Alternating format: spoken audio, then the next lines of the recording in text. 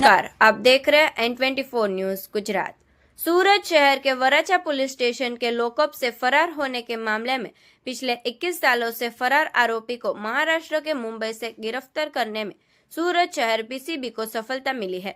माननीय police commissioner Shri Anupam Singh Gehlot साहेब सूरत शहर द्वारा आगामी स्थानीय स्वराज चुनाव 2026 के मद्देनजर सूरत शहर तथा अन्य जिलों में हत्या, लूट, डकैती, बलात्कार, धोखाधड़ी जैसे गंभीर अपराधों में लंबे समय से फरार आरोपियों को पकड़ने के निर्देश दिए गए थे।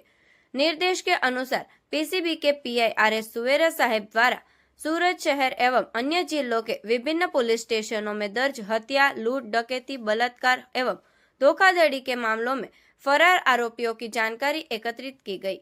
ऐसे आरोपियों को चिन्हित कर उनके मूल निवास स्थान एवं रिश्तेदारों के बारे में जांच कर पूरी जानकारी जुटाई गई।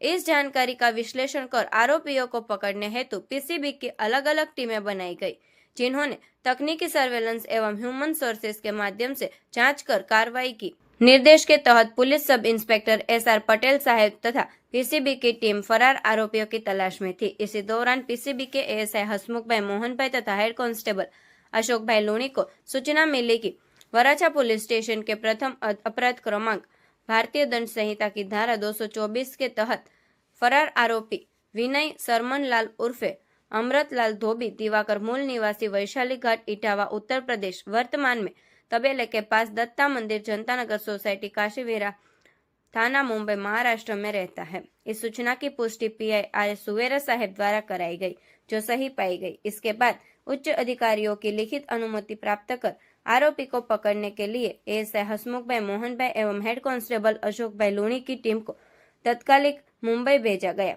टीम द्वारा आरोपी विनय सरमनलाल उर्फ अमृतलाल धोबी दिवाकर उम्र 39 साल को मुंबई के बदलापुर डंपिंग स्टेशन विस्तार से गिरफ्तार करने में पीसीबी को सफलता प्राप्त हुई है। देखते रहिए N24 न्यूज गुजरात, सिर्फ हम तक ही नहीं सब तक।